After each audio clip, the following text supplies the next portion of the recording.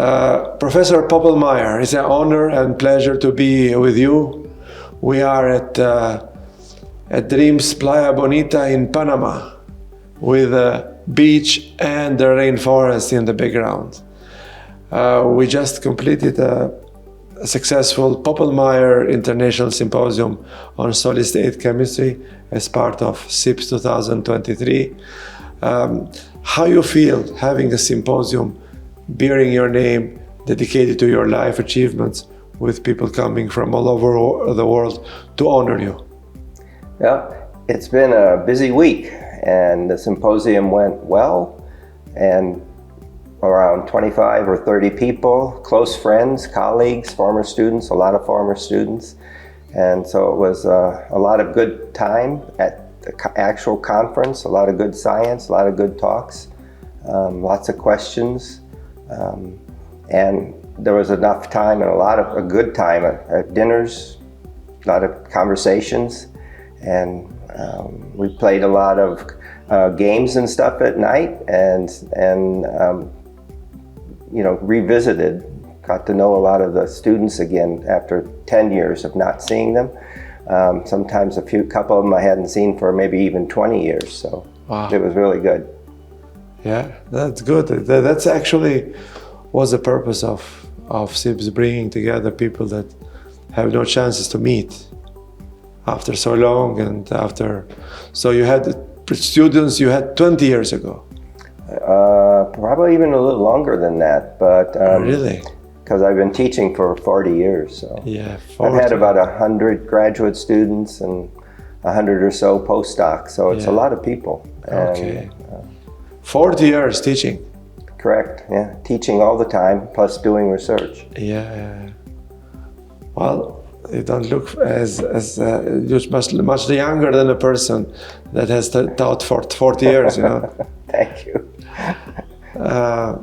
And you were awarded during the gala Fray International Sustainability Award, and you are also director of a sustainability center in Northwestern University, correct?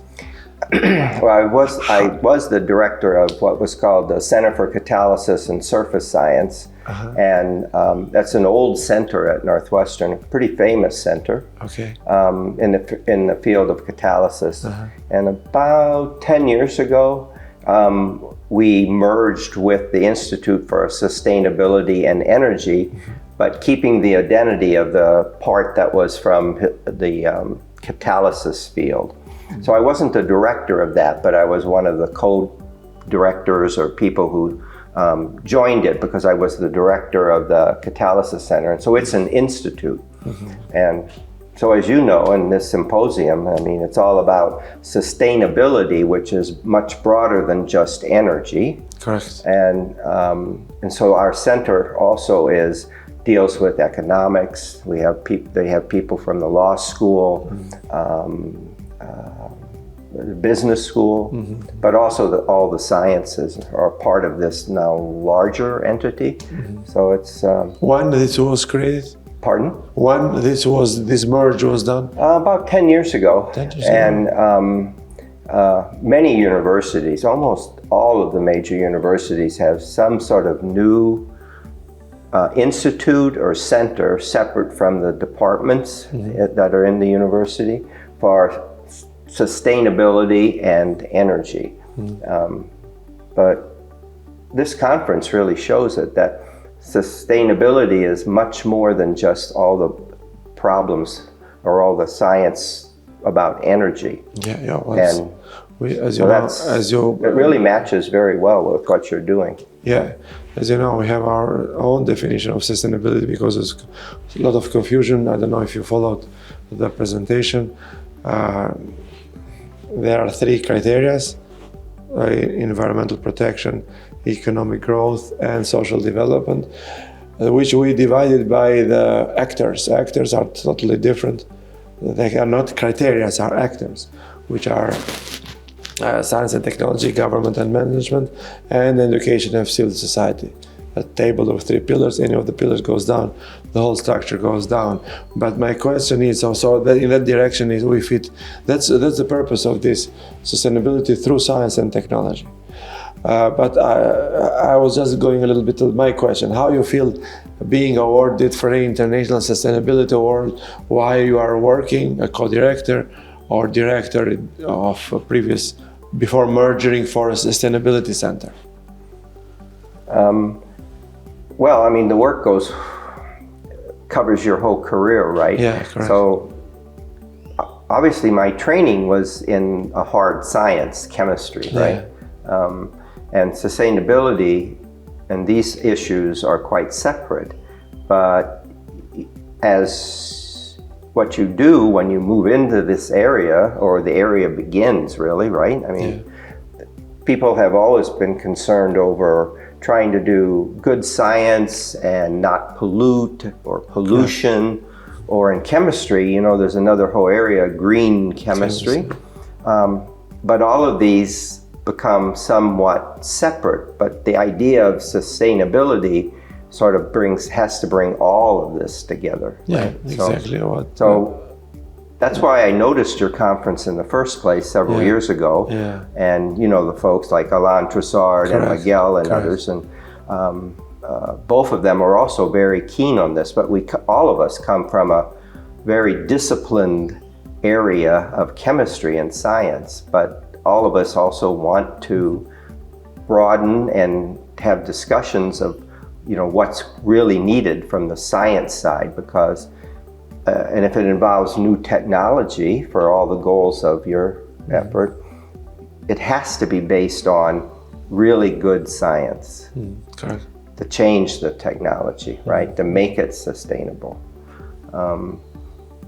Wanting to do it is one thing, but you have to also still really get involved with the difficult problems of changing the technology, and it has to be based on science. And so you saw that with Stan Whittingham is a perfect example of that too. Exactly. So if I may repeat, so how you feel being awarded on sustainability? Well, I'm very honored, but you know, scientists are usually a little bit, what's the right word? It's not exactly shy. We're not shy people, but it's very nice to have. It's very nice to have the award. There's no doubt about it. Yeah, thank you. I understand. So now you are participating in SIPS for the second time, correct? Correct. Okay. What's your impression compared to other conferences? What struck you? What's your takeaway? Well, it's not like other conferences, and for scientists, usually we're associated obviously with like the American Chemical Society in my case, right? So the meetings are huge. So the better analogy is maybe the Gordon conferences, at least the size of the conference, so that you can meet people. I met quite a few other people from the other symposia, so that was very nice, and there was a lot of time. And you don't want to just come to this conference for one day and leave the next day, which often happens at, say, the American Chemical Society. Somebody comes, gives their talk, they leave. So I think a lot of us are looking for a different model. And, you know, this is a nice model that you can really develop and, I think, refine. But don't let the conference get too big. Yeah, we know that. We know. If it gets too big, we need the convention center, which we don't like. Yeah, that completely changes everything. Completely changed. We don't like that. We are on the same page. Yeah, we are on the same page. What about the social events? What's your impression? The social events, you know, are having a trip associated. We went to the Panama Canal, for example. Those are very nice. A lot of time for the dinners and breaks during the day. Those are another form of social events, right? And in the evenings, then there's always the getting together for the dinners and the social events, and trying to bring in what's unusual or special about the particular places. I was in the Peace Corps for 3 years, before the 40 years of being a professor. And it sort of merges all of those things, because you had to be successful in the Peace Corps, you wanted to get engaged with the culture and not be so opinionated about it, right? Because things would be very different, and you could learn a lot from interacting with the people. And that was the whole point of bringing in the Peace Corps organizations, right? So, Correct. and teaching again. And it really set me on what I wanted to do, because I knew I could teach in that case under pretty difficult circumstances. You had to be very independent, and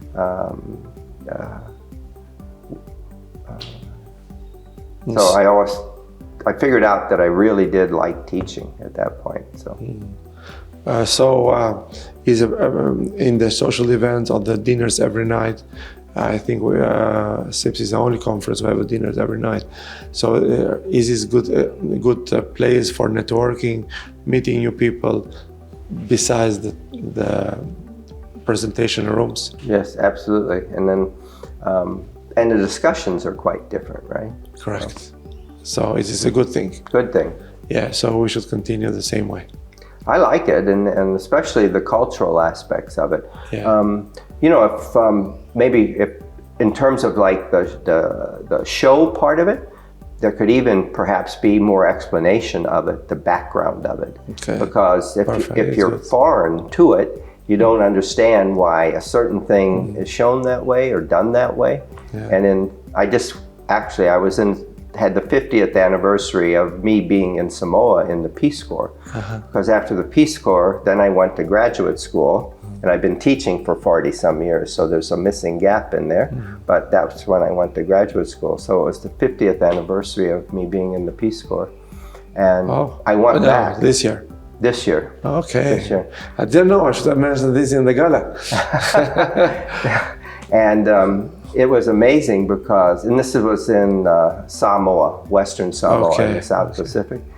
And so many things had changed, but fundamentally the people hadn't changed. And they've done a really good job of sustainability. I mean, it's a form of sustainability. They sustain their culture. And it's very different because they constantly comment, we don't want to be like Hawaii. But in fact, the people of Hawaiian background, they actually want now to be like Samoa, to build their culture back up. But in Samoa, they never lost it. It's a very interesting place. Yeah. So, after almost a week of this dealing with the symposium, we are at the end of it. It's not yet finished, but it's finished now.